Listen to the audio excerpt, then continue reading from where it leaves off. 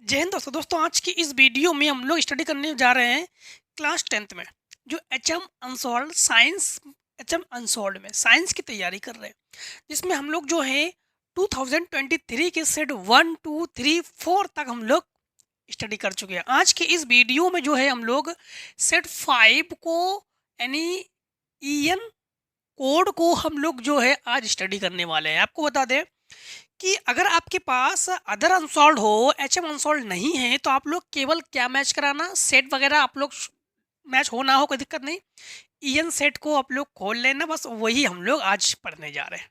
ठीक है, तो चलिए स्टार्ट करते हैं बिना स्किप की वीडियो को आप तक देखते रहिए। ठीक है, जैसे हम लोग आज जो पढ़ने वाले हैं, आज हम लोग पढ़ने वाले हैं 2023 सेट 5 ईएन। ठीक है, तो इसमें जैसे हमारे पास 20 एमसीक्यूज दे दिए जाएंगे, जिसमें सबसे पहला एमसीक्यूज हमारे पास क्या है, the image format by A concave mirror is real. ठीक, जो कि देखो कॉनकेव मिरर में है और रियल भी है image. Inverted and of the same size as the object. अच्छा, ऑब्जेक्ट इमेज सेम साइज पर है और the position of the object will be, तो अगर ऑब्जेक्ट और इमेज सेम साइज पर है और सेम पोजीशन पर है, तो मतलब ये है कहाँ पर ऑब्जेक्ट, ऑब्जेक्ट जो है ये curvature of centre of curvature पर है। ठीक, तो यहाँ पर हम लोग कहेंगे at the focus between the focus and centre of curvature, at the centre of curvature, तो हम लोग जो है इसमें सी ऑप्शन को करेक्ट कर देंगे at the centre of curvature. Centre of curvature में ही जो है ऑब्जेक्ट और इमेज दोनों सेम साइज सेम पोजीशन पर बनते हैं। ठीक, क्वेश्चन नंबर 2 में है वन पासिंग ए रे वाइट। ये तो कई बार क्वेश्चन देखो पूछ चुके हैं कि एक वाइट रे है जिसको हम लोग प्रिज्म से पास कराते हैं, the colour which is minimum division. देखो मिनिमम डिविजन रेड का होता है, ठीक, और मैक्सिमम जो होता है वो वायलेट का होता है। तो मिनिमम डिविजन जो है रेड का और मैक्सिमम डिविजन होता है वायलेट का। ऑप्शन नंबर सी करेक्ट करना इसमें। ये concave lens is used, concave lens का यूज हम लोग किस में करते हैं, कॉनकेव लेंस का यूज इन नंबर ए में है, ए नहीं, as magnifying lens in a car to see object और नियर साइट, और in spectacles for the correction of short sightedness in simple cameras. नहीं, हम लोग जो है क्या करते हैं, इन देखो ये जो शॉर्ट साइटनेस है ना, इसी करेक्शन के लिए हम लोग जो है कॉनकेव लेंस यूज करते हैं। ठीक, फार साइटनेस के लिए कॉन्वेक्स लेंस, शॉर्ट साइटनेस के लिए कॉनकेव लेंस, याद रख लेना आप लोग। क्वेश्चन नंबर 4 में है the amount of light entering in the eye is controlled by. तो देखो हमारे आईज में, जो हमारे आईज है ना, अमाउंट द लाइट इंटरिंग, जब भी लाइट जो है हमारे आंखों में जब जाता है, आंखों में जाने के बाद उसको आईज इज कंट्रोल्ड बाई, किसके द्वारा कंट्रोल्ड किया जाता है। आपको बता दें कि पपिल जो है, पपिल द्वारा इसको कंट्रोल किया जाता है। मतलब पपिल का काम क्या होता है, अगर हम लोग मैक्सिमम लाइट को इंटर करा दें, मैक्सिमम लाइट को इंटर करा दे, तो आईज में जो पपिल है वो एकदम से यूं सिकुड़ जाती है। ठीक है, और यूं सिकुड़ जाती है, क्लोज हो जाती है। और अगर हम लोग लो प्रकाश को अगर हम लोग जो लो लाइट को अगर हम लोग इंटर करा दे अपने आईज में, तो ये जो पपिल है ये धीरे धीरे और जो है खुलने लगती है, मतलब ओपन होने लगती है। ठीक है, तो पपिल का काम क्या होता है, मैक्सिमम लाइट में सिकुड़ना और मिनिमम लाइट में फैलना। ठीक, ये होता है, तो कंट्रोल करना होता है पपिल का। इसके बाद the correct formula is electric power is electric circuit is, तो P equals I R, P equal, हाँ तो बी ऑप्शन सही है, P equals I square R, P equals I square R जो है यही ऑप्शन जो हमारे पास करेक्ट है, बी। इसके बाद देखो हमारे पास क्वेश्चन नंबर 6 में है the magnetic field inside a long straight current carrying solenoid. तो the magnetic field inside a long straight current carrying solenoid, तो is zero, is small all points, हाँ इस स्मॉलेट ऑल पॉइंट्स जो यही करेंगे हम लोग, ठीक है। हर एक देखो सोलेनाइड को हमने पिछली मतलब इसके पहले के वीडियोस में भी आपको बताया था सेट नंबर 4 में सोलेनाइड और मैग्नेटिक फील्ड कैसे हम लोग जो है सोलेनाइड से या कोई भी कॉइल हो उसमें मैग्नेटिक फील्ड को कैसे हम लोग जो है रिलीज कराते हैं, कैसे मैग्नेटिक फील्ड जो है उसके जो मैग्नेट है उसको मूविंग करा के मैग्नेटिक फील्ड को हम लोग मैट कराते कैसे कराते हैं, इसके प्रीवियस वीडियो में मैं बता चुके आपको। इसके बाद देखो क्वेश्चन नंबर 7 में है the frequency of alternating current AC supply in India's is. देखो इंडिया में जो अल्टरनेटिंग करंट सप्लाई है ये 50 हर्ट्ज सप्लाई करते हैं, ठीक है, यानी 220 वोल्ट्स एंड 50 हर्ट्ज, ये आप लोग याद रखना। इसका क्वेश्चन नंबर 8 में है arsenic element is. Arsenic elements जो है ये मेटलाइड है, ठीक है, option number C. Question number 9 में है प्रोपेन इज। प्रोप में टोटल कितने कार्बन होने चाहिए? 3 कार्बन होने चाहिए। और प्रोपेन, प्रोपेन मतलब एन सिंगल बॉन्ड होनी चाहिए।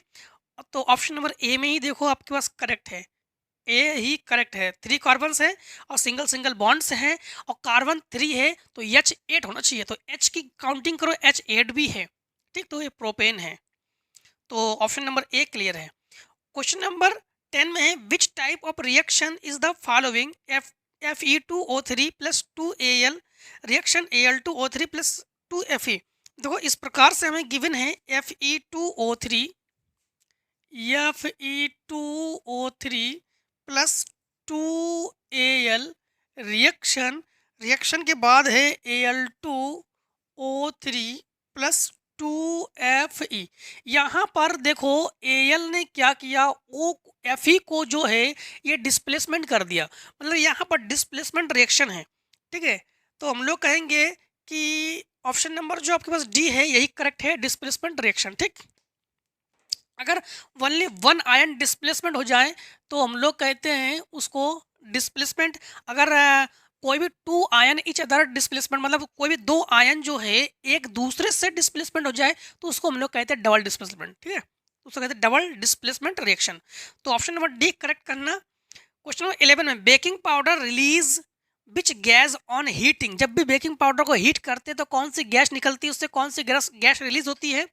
तो CO2, Na2O3, CO और O2। तो बेकिंग पाउडर का फार्मूला क्या होता है? बेकिंग पाउडर का फार्मूला होता है NaHCO3। जब इसको हीट करेंगे, हीट करने के बाद ये तो निकलेगा हमारे पास, देखो Na2CO3 plus H2O plus CO2। तो कौन सी गैस रिलीज होती है? CO2 गैस रिलीज होती है, ठीक है। CO2 गैस मतलब ऑप्शन नंबर ए को करेक्ट करना। इसके बाद 12 नंबर में है कॉलम ए और कॉलम बी को मैच कराइए, ठीक, कॉलम ए और कॉलम बी को मैच कराइए।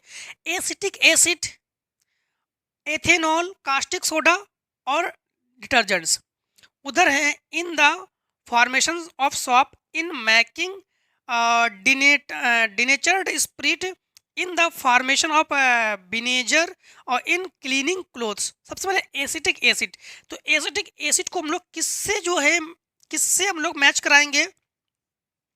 In the formation of shop नहीं, इसमें एसिटिक एसिड नहीं है। इन मेकिंग डिनेचर्ड स्पिरिट में नहीं है। In the formation of vinegar, हाँ विनेगर में है, इसमें है। तो हम लोग डी को थर्ड से मिला देंगे, मैच करा देंगे। एथेनॉल जो है इन मेकिंग डिनेचर्ड स्पिरिट मतलब हम लोग बी को सेकेंड से मिला देंगे। और सी जो है कास्टिक सोडा मतलब हमारे पास ये मिला देंगे हम लोग।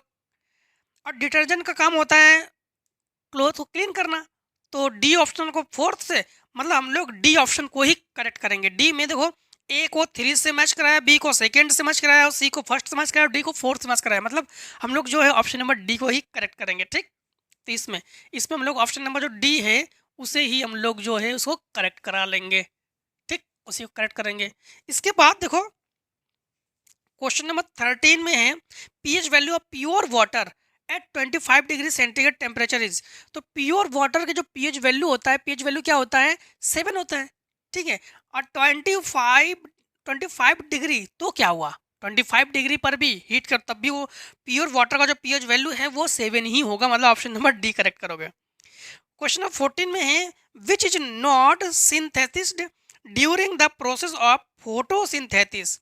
विच is not synthesized during the process of photosynthesis. Oxygen, CO2, water, glucose. तो देखो यहाँ पर ऑक्सीजन को ही हम लोग जो है इसमें करेक्ट करेंगे। इसके बाद क्वेश्चन नंबर हमारे पास 15 में है वाइल इज सिंथेसिस्ड इन। तो gall bladder, kidneys, liver, stomach. तो वाइल इज सिंथेसिस्ड इन, तो सिंथेसिस्ड किसमें होता है आपको बता दें। नहीं, बाइल इज सिंथेसिस्ड, बाइल जो है आपने कई बार बता चुके आपको कि ये जो है आपके पास लीवर में है। कहाँ पर है? लीवर में। तो लीवर ऑप्शन में सही करेक्ट करना, ठीक है। गाल ब्लैडर कलेक्ट मत कर देना, गाल ब्लैडर नहीं, आप लोग किडनी को, सॉरी लीवर को ही करेक्ट करना है। इसमें कुछ स्टूडेंट्स को गाल ब्लैडर कलेक्ट करके आ जाए, क्योंकि गाल ब्लैडर से हम लोग जानते हैं फिर बॉइल को फिर वहाँ से जो है रिलीज होता है, तो आप लोग का गाल ब्लैडर ही आप लोग करेक्ट कर दे। नहीं, गाल ब्लैडर नहीं है, लीवर करेक्ट करना। इसके बाद है number of chambers in human hearts. Human hearts में टोटल कितने चैम्बर्स होते हैं? 4 चैम्बर्स होते हैं, ठीक। कितने होते हैं? 4, ठीक है। जिसको हम लोग हाँ 2 हाँ, राइट में 2 और राइट में 2 चैम्बर्स और लेफ्ट में 2 चैम्बर्स, 4 चैम्बर्स होते हैं, ठीक। इसके बाद रीजनरेशन एकर्स इन।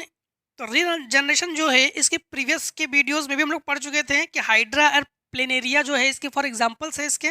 तो ऑप्शन डी करेक्ट है, ठीक। 18 में है वेजिटेटिव रिप्रोडक्शन थ्रू लीव्स एक्यूर्स इन। तो ये तो आपके सेट नंबर 1 में भी पढ़ चुके आप लोग। ब्रायोफिलम ऑप्शन आपका क्लियर है, तो ब्रायोफिलम। हाँ, which on of the following is non energy coin. तो एनर्जी कॉइन क्या है? एटीपी जो है यही एनर्जी कॉइन्स है, ठीक है। एनर्जी हाउस ये भी एनर्जी, एटीपी ही है एनर्जी कॉइन्स या एनर्जी हाउस, ठीक। इसके बाद which of the following is an example man made ecosystem. तो इकोसिस्टम में हम लोग एक्वेरियम जो है, एक्वेरियम यानी बी ऑप्शन को करेक्ट कर लो आप लोग, ठीक है। ये जो आप लोग हमने कहा था अभी कि एनर्जी कॉइन या एनर्जी रुपीस भी आ जाए या एनर्जी कॉइन्स भी आ जाए, ठीक है। तो इसको आप लोग एटीपी ही करना 19 नंबर में, 21 नंबर बी ऑप्शन को क्लियर कर लेना। क्वेश्चन नंबर 21 में है the radius of curvature of concave mirror is 40 centimetre an object is placed in front at distance 15 centimetre. Find the position its image, ठीक, its image and draw its ray diagram. तो देखो question 21, तो answer हम लोग लिखेंगे 21। हाँ, answer 21 में सबसे पहले कॉन्केव मिरर में टोटल वैल्यूज को माइनस में लिखोगे आप लोग।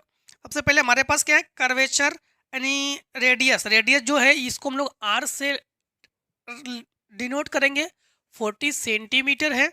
और इसके बाद है इन्होंने कहा है N object is placed, object, तो ऑब्जेक्ट का जो डिस्टेंस है उसको हम लोग यू से लिखेंगे -15 centimetre. And find the position image, image मतलब वी इक्वल्स क्वेश्चन मार्क। तो यहाँ पर सबसे पहले हमें यफ चाहिए, तो यफ के लिए एक फार्मूला हम लोग लिखेंगे कि relation of radius and focus, ठीक है। तो फोकल लेंथ एंड रेडियस में जो रिलेशन है वो क्या है कि यफ इक्वल्स r/2, ठीक, r/2। तो यफ इक्वल्स यहाँ पर हम लोग क्या कर लेंगे, यफ इक्वल्स जो है हम लोग यहाँ पर यफ इक्वल्स माइनस में 20 सेंटीमीटर।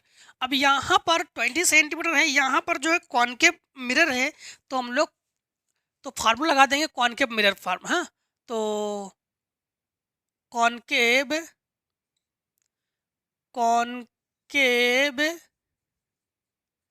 मिरर ये होता है 1/f यानी 1/f equals 1/v plus 1/u। Concave में हम लोग मतलब मिरर में हम लोग प्लस लेंगे और लेंस में हम लोग माइनस लेंगे, ठीक है। अब यहाँ पर वैल्यूज को पुटअप करते हैं, तो 1/f तो -1/, हम लोग 20 इक्वल्स 1/v और प्लस 1/-15।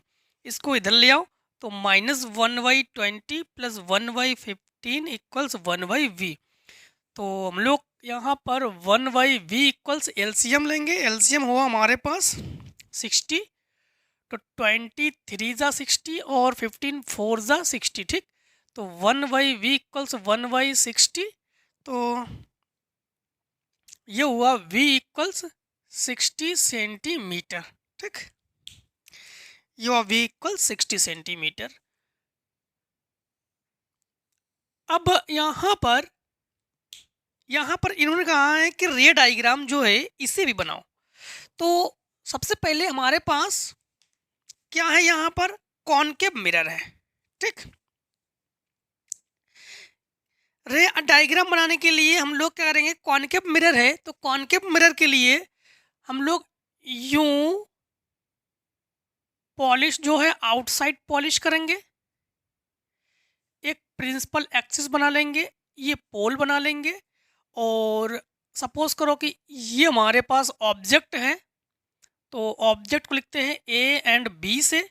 ऑब्जेक्ट से 2 रेज निकलती हैं, एक रेज को उसके पैरेलल ले जाते हैं, प्रिंसिपल एक्सिस के पैरेलल ले जाते हैं। जो प्रिंसिपल एक्सिस के पैरेलल से रेज जाती है वो रेज फिर रिफ्लेक्शन के बाद फोकस से होकर आती है, ठीक।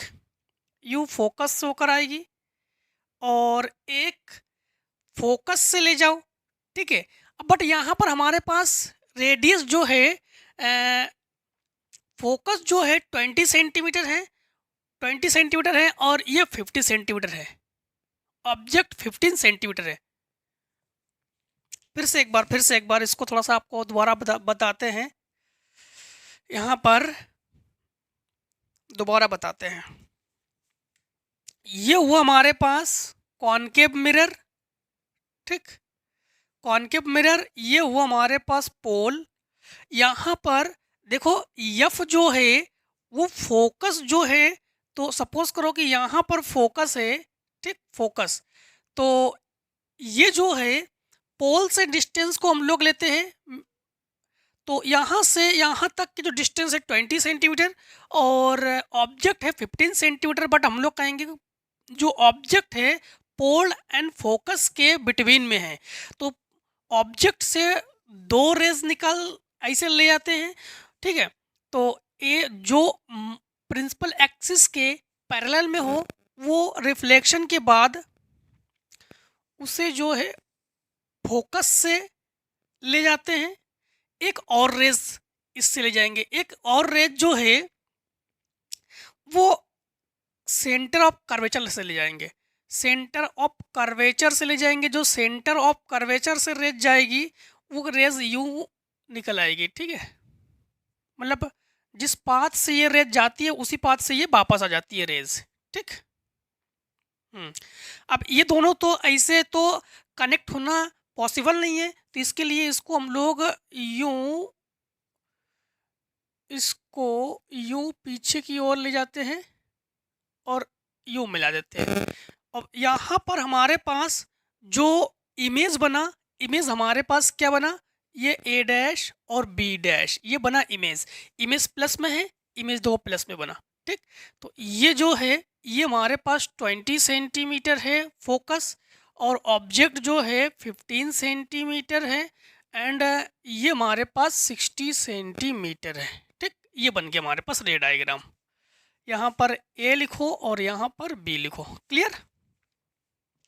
अब देखो क्वेश्चन नंबर आगे इन्होंने क्या पूछा है हमसे, आगे पूछा है इन्होंने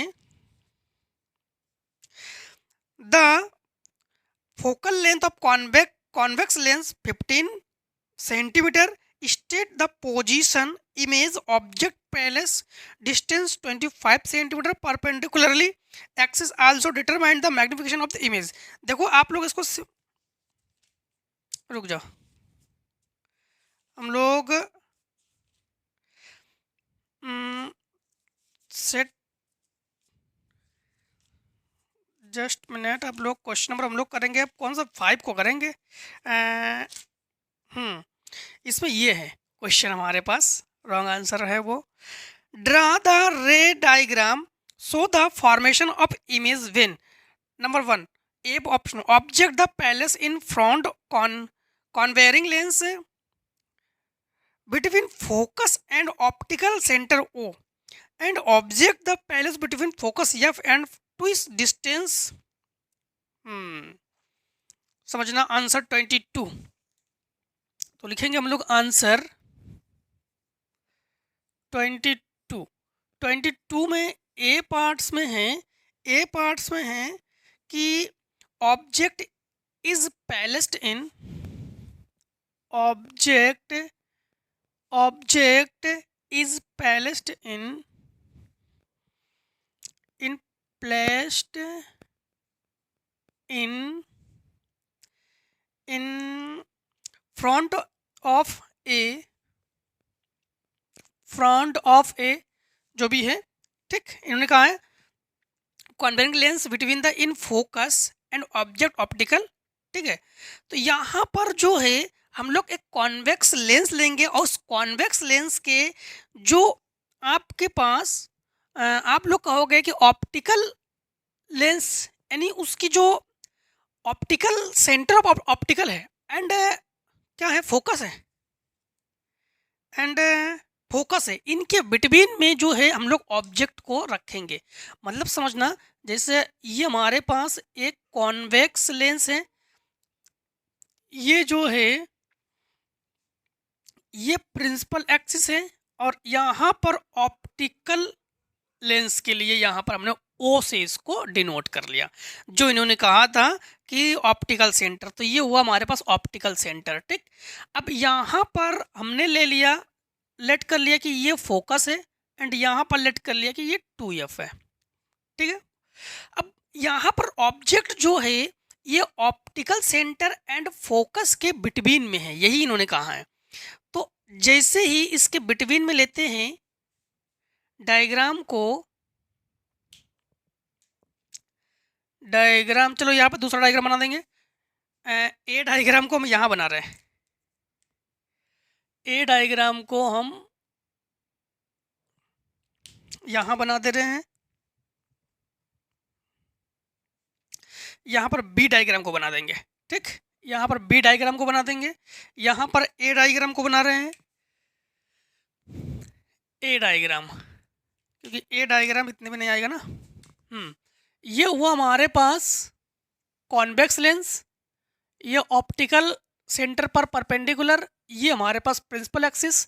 यहाँ पर हम लोगों ने ये यहाँ पर F लेट कर लिया, यहाँ पर 2F लेट कर लिया.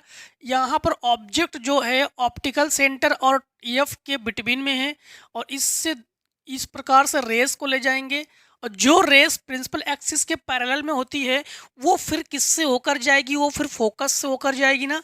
तो इससे फिर इधर से ये फोकस से होकर जाएगी यू, तो यहाँ पर F है और एक रेस को हम लोग जो है इसके ऑप्टिकल सेंटर से ले आते हैं, ऑप्टिकल सेंटर से ले जाएंगे तो यूं रेस जाएगी और ये दोनों रेस जहाँ मिलेंगे, दोनों के दोनों जहाँ कनेक्ट होंगे वहाँ हमारे पास इमेज बनेगा. बट हमें कनेक्ट होने की कोई कंडीशन नहीं है, ठीक है, पॉसिबल नहीं है कि ये मिल जाए. तो इसको हम लोग क्या करते हैं कि इसको भी बिहाइंड साइड यूँ ले जाएंगे, इसको भी बिहाइंड साइड यूँ ले जाएंगे.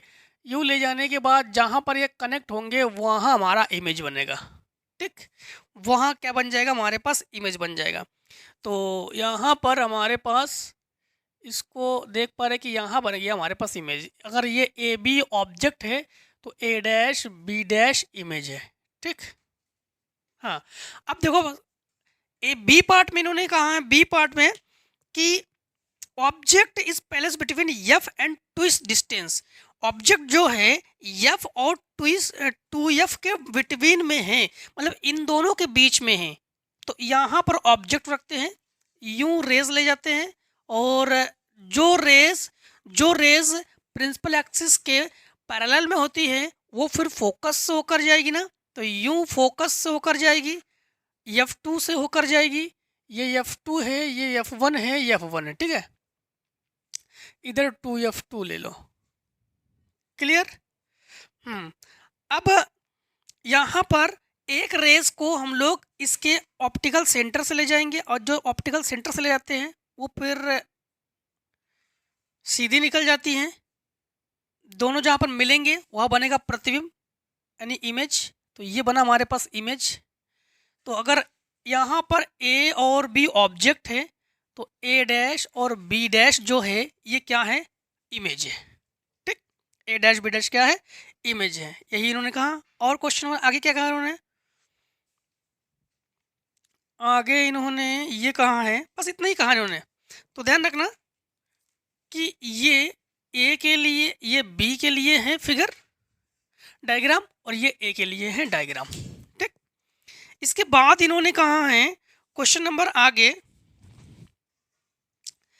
कि in the circuit diagram given below resistance 10 ohm 40 ohm 30 ohm 20 ohm 60 ohm connected the so 12 volt battery calculate total resistance in the circuit. अच्छा, सर्किट हमें गिवन है एक, चलो सर्किट को आप लोग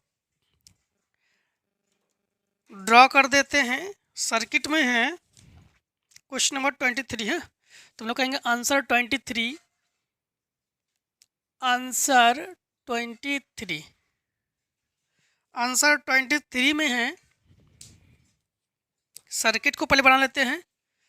सर्किट जो है एक रेसिस्टेंस यहाँ पर है, एक यहाँ पर है, फिर यहाँ पर, यहाँ पर, यहाँ पर यू रेसिस्टेंस है। ठीक, 10 ओम 40 ओम, ये 10 ओम यहाँ 40 ओम। ठीक, ये है 12 वोल्ट की यानी 12 वोल्ट की हाई वोल्टेज है यहाँ पर। यहाँ पर एक हम लोगों ने की सेट कर लिया है और यहाँ पर हमारे पास है 30 ओम 20 ओम और 60 ओम। यहाँ पर एक चीज़ ध्यान रखना कि इसे हम R1 से कॉल्ड कर रहे हैं, R1 equals 10 ohm, R2 equals 40 ohm, R3 equals 30 ohm, R4 equals 20 ohm and R6 equals 60 ohm और V इक्वल्स 12 वोल्ट। अब टोटल हम लोग रेसिस्टेंस फाइंड आउट करने के लिए यहाँ पर एक चीज़ आप लोगों को नोटिस करनी होगी कि यहाँ पर जैसे ही हम लोग यहाँ से करंट को फ्लो करेंगे तो करंट यूं जाएगी, यूं जाएगी, यूं जाएगी। यहाँ पर करंट आकर 2 डिवाइड्स हो जाएंगी। अगर करंट्स को डिवाइड कर देते हैं तो हम लोग उसे कहेंगे कि ये फिर जो है आपके पास पैरेलल कॉम्बिनेशन में है। तो फिर ये जो है ये पैरेलल कॉम्बिनेशन में है, फिर यहाँ से करंट फ्लो अगर वो करंट इसमें जाएगी, इसमें 3 डिवाइड हो जाएगी। करंट को डिवाइड करना ही हम लोग कहते हैं कि फिर ये पैरेलल कॉम्बिनेशन में है। किस में है, पैरेलल कॉम्बिनेशन में। फिर वो करंट इधर इस प्रकार से फ्लो कर यहाँ पर आ जाती है। ठीक है, तो हम लोग सबसे पहले कहेंगे कि जो ये R1 R2 है तो हम लोग कहेंगे R1 and R2 are connected in parallel. ठीक ठीक, पैरेलल। तो हम लोग कहेंगे R dash 1/R dash equals 1/10 plus 1/14। Formula क्या होता है, 1/R equals 1/R1 plus 1/R2 plus 1/R3, बस वही है। एलसीएम ले लेंगे तो एलसीएम हुआ हमारे पास 40, 10 4 जा और 14 4 मतलब 1 जा, तो 5/40, 5 1 जा 5, ये हुआ 8। तो R डैश इक्वल्स ये हुआ 8 ओम। एंड ये जो ये तीनों के तीनों जो है हमारे पास फिर से पैरेलल कॉम्बिनेशन में है। तो हम लोग कहेंगे R3 R4 and R5 are connect in parallel. ठीक, यहाँ पर R6 कैसे हुआ, R5 होना चाहिए। तो यहाँ पर हम लोग कहेंगे कि R double dash equals 1/20 1/30 plus 1/60। LCM हुआ 60, ये हुआ 23 ज़ा 60 और 3 2 ज़ा ये हो गया 1, तो 6/16 60, ये हो गया 1/10। तो R डबल डैश इक्वल्स ये हुआ 10 ओम। टोटल रेसिस्टेंस जब हम लोग फाइंड आउट करेंगे तो 10 प्लस 8, तो R इक्वल्स ये हुआ 18 ओम। 18 ओम, ये आंसर आ गया हमारे पास। अब यहाँ पर इन्होंने एक चीज़ और भी कहा है, और क्या हम लोग फाइंड आउट करेंगे इसमें बी पार्ट में, total current flowing in the circuit, जो टोटल करंट है। तो यहाँ पर ओम्स लॉ लगा देंगे। ओम्स लॉ क्या है? ओम्स लॉ है, आई फाइंड आउट करेंगे ना, तो आई इक्वल्स वी वाई आर। तो आई इक्वल्स वी वाई आर से आई इक्वल्स वी है 12 और आर है 18, तो ये 6 2 जा और 6 3 जा, तो आई इक्वल्स 0.6 6 3 जा 18, हाँ 67 एम्पियर। तो ये आ गया हमारे पास टोटल करंट। ठीक, अब देखो क्वेश्चन नंबर हमारे पास, क्वेश्चन नंबर 24 में है 3 रेसिस्टर्स 5 ओम 10 ओम एंड 15 ओम, तो connected in series with 12 volt power supply. Calculator there combination resistance, the current flows in circuit in each resistor and potential different across each other। ठीक, तो एक काम करते हैं, next question से पहले आप लोग अगर इतने को शॉर्ट वगैरह करना चाहो तो कर सकते हो, तो इतने को हम जो है रेस कर देते हैं। 4 को देखो, 24 में हमारे पास है जो है पहले उसी को लिख लेते हैं हम लोग। हाँ, तो करेंगे हम लोग आंसर 24। तो 24 में है R1 इक्वल्स 5 ओम, तो हम लोग लिखेंगे R1 5 ओम है, R2 10 ओम है और R3 15 ओम है ये, और V जो है 12 वोल्ट है। ठीक है, सबसे पहले ये किस कंडीशन में है? सीरीज कॉम्बिनेशन में कनेक्टेड है, तो हम लोग कहेंगे R1 R2 and R3 are connected in series combination। ठीक, किस में कनेक्टेड? Series combination. तो हम लोग कहेंगे R इक्वल्स 5 प्लस 10 प्लस 15, तो ये हुआ हमारे पास 30 ओम। अब यहाँ पर सबसे पहले हम लोग आई को मतलब फाइंड आउट करते हैं करंट को, तो यहाँ पर ओम्स लॉ लगा देंगे। तो हम लोग कहेंगे कि Ohm's law I equals V by R. ठीक, तो यहाँ पर आई इक्वल्स, तो हम लोग कहेंगे आई इक्वल्स वी क्या है 12, आर क्या है हमारे पास 30, तो ये हुआ 6 2 जा और 6 5 जा, तो 5 0 पॉइंट ऐसा करो, 0 पॉइंट ना करो, 2/5 एम्पियर, 2/5 एम्पियर। तो हम लोग लिखेंगे आई इक्वल्स 2/5 एम्पियर। अब यहाँ पर इन्होंने ये कहा है कि जो पोटेंशियल है ये हर एक कंडीशन में हम लोग इसको फाइंड आउट करेंगे, मतलब ओम्स के रूल्स के मुताबिक हम लोग जानते हैं कि V इक्वल्स आई आर। ठीक, तो हम लोग कहेंगे कि V इक्वल्स आई आर, तो V1 equals I R1, V2 equals I R2 और V3 इक्वल्स आई R3। तो हम लोग जो हैं V1 को फाइंड आउट करेंगे, तो V1 इक्वल्स आई जो है हमारे पास 2/5 है इनटू, और R1 क्या है हमारे पास 5 है, 5 से 5 कैंसिल, तो V1 equals 2 volt, V2 equals 2/5 into, अब लिखेंगे हम लोग 10, तो 5 2 ज़ा 10, तो V2 equals 4 volt and V3 equals 2/5 into 15, तो ये कैंसिल करो 3, तो V3 इक्वल्स 6 वोल्ट। ठीक है, तो ये आ गए हमारे पास सबके डिफरेंट पोटेंशियल। ठीक, अब देखो क्वेश्चन नंबर आगे हमारे पास है, draw a labelled circuit diagram of an electric generator and explain its principle and working.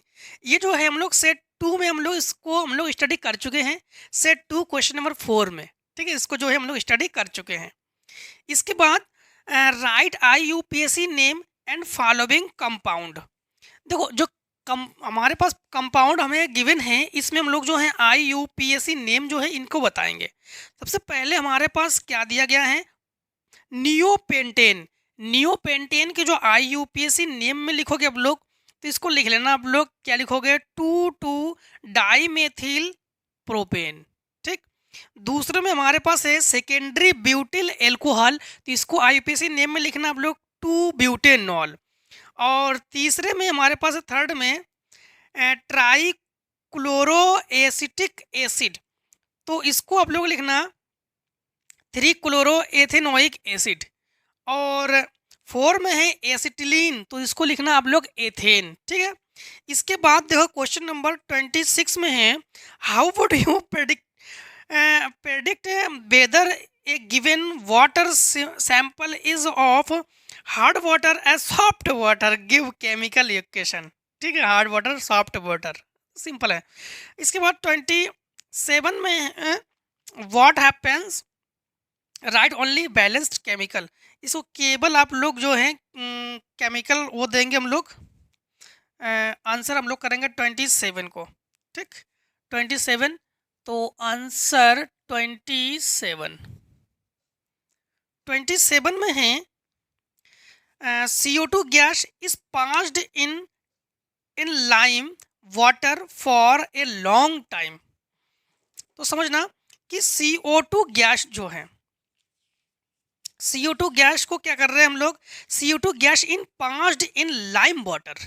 CO2 gas को हम लोग किससे पास कराते हैं, लाइम वाटर से। ठीक है, तो चलो CO2 गैस, तो लिखेंगे हम लोग CO2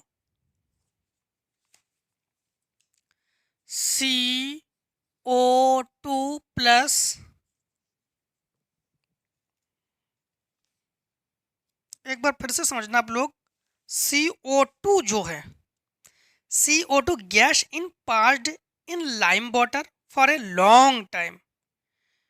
फिर तो देखो लाइम वाटर के लिए हम लोग क्या करेंगे, प्लस एक काम करते हैं हम लोग Na2CO3 सोडियम कार्बोनेट ले लेते हैं, प्लस H2O से इसकी रिएक्शन करवाते हैं। जैसे रिएक्शन करवाएंगे तो हमारे पास ये बनेगा NaHCO3। बैलेंस चेक करो जरा, 2 से मल्टीप्लाई करके 2Na C 2 टाइम्स है, C2 2 टाइम्स है, O है 3 और 2 5 6। ठीक है, बैलेंस है। इसके बाद देखो सेकेंड नंबर में इन्होंने ये कहा है, जो dry lime reaction with dry Cl2 gas, dry lime, तो हम लोग कहेंगे कि यहाँ पर CaOH का होल टॉइज, ठीक है, प्लस Cl2, यहाँ पर भी हम लोग COOH का होल टॉइज भी यहाँ पर भी ले सकते हैं। ठीक है, ले सकते थे, तो उसको नहीं लिया हमने, इसी को ले लिया। प्लस क्या कहा, Cl2, बस रिएक्शन करवा देंगे। रिएक्शन करवाने के बाद हमारे पास हमें प्रोडक्ट क्या मिलेगा, ब्लीचिंग पाउडर, तो CaO Cl2 ब्लीचिंग पाउडर, और प्लस देखो Ca इनका O और Cl2, यहाँ पर H2 और एक O हमारे पास अभी भी है, तो हम लोग लिखेंगे H2O। थर्ड कंडीशन में क्या पूछा इन्होंने, थर्ड कंडीशन में हमसे इन्होंने ये कहा है कि जिप्सम इज हीटेड, जिप्सम को हम लोग हीट करते हैं। जिप्सम का फार्मूला क्या हो गया, CaSO4 इंटू 2H2O, इसको हीट करेंगे और 20 डिग्री सेंटीग्रेड या 100 डिग्री सेंटीग्रेड अगर हम लोग इसको हीट करते हैं तो ये बनेगा हमारे पास plaster of Paris CaOSO4 into half H2O और प्लस 3Y2H2O। अब फोर्थ कंडीशन में इन्होंने कहा है जो sodium metal react with water, तो जो सोडियम मेटल है तो Na और रिएक्ट करवाएंगे वाटर से। जैसे वाटर से रिएक्ट करवाएंगे तो हमारे पास ये बनेगा हमारे पास प्रोडक्ट NaOH। तो NaOH एक H हमारे पास है तो ये हमारे पास H2। बैलेंस कर लो। बैलेंस करने के लिए हम लोग NaOH बैलेंस तो करना पड़ेगा। मैं बैलेंस करने के लिए 2 से मल्टीप्लाई यहाँ करो, 2 से मल्टीप्लाई यहाँ करो, बैलेंस। ठीक है। अब देखो क्वेश्चन नंबर हमारे पास इन्होंने पूछा है और मैं इसी के और में करोगे आप लोग कि रोस्टिंग क्या है, डबल डिकम्पोजिशन क्या है, कोरोशन क्या है। देखो ये सब जो भी आपके वन शॉट है, मतलब शॉर्ट नोट्स है, ये पीछे के सेट में हम लोग पढ़ भी चुके हैं इसको। ठीक है, तो आई होप आप लोग इसके बारे में ज़्यादा टेंशन भी नहीं लोगे क्योंकि पीछे पढ़ चुके हो। रोस्टिंग भी पढ़ चुके हो, डबल डिकम्पोजिशन भी पढ़ चुके हो आप लोग, कोरोशन भी पढ़ चुके हो आप लोग। इसके बाद सब सेक्शन सी में है what is different between skeletal equation and balanced chemical equation, give example. देखो what is different between skeletal equation and balance equation, तो हम लोग कोई भी इक्वेशन हो उसके दोनों तरफ के हम लोग कहेंगे लेफ्ट हैंड और राइट हैंड, यानी प्रोडक्ट और रिएक्टेंट दोनों को बैलेंस करते हैं। दोनों के मॉलिक्यूल को, जो दोनों के मॉलिक्यूल्स हैं उनको इक्वल्स करते हैं, उसे हम लोग कहते हैं बैलेंस रिएक्शन। ठीक, और जो रिएक्शन बैलेंस ना हो उसे हम लोग कहते हैं स्केलेटल रिएक्शन। ठीक, इक्वेशन। तो स्केलेटल इक्वेशन क्या है, जो बैलेंस ही ना हो, और जिसको बैलेंस करेंगे उसको हम लोग कहेंगे बैलेंस्ड रिएक्शन केमिकल इक्वेशन। ठीक है। इसके बाद क्वेश्चन नंबर 29 पे है एक्सप्लेन होमोलॉजस एंड एनालॉजस ऑर्गेन्स। होमोलॉजस किसे कहते हैं, होमोलॉजस में जैसे सेम कास्ट के कोई भी एनिमल्स हो उसको हम लोग क्या कहते हैं, होमोलॉजस। एंड एनालॉजस का मतलब क्या हो गया, सेम, उसकी जो स्ट्रक्चर है, स्ट्रक्चर अगर सेम हो तो उसे हम लोग कहते हैं एनालॉजस। ठीक है। होमोलॉजस में सेम कास्ट के हो, मतलब सेम जो है प्रजाति के हो उसके। ठीक है, जैसे मान लो बुझता आपके, हमें लगता है इस बार इस सिलेबस से आपको हटा दिया गया है इस बार। ठीक है, होमोलॉजस एंड एनालॉजस।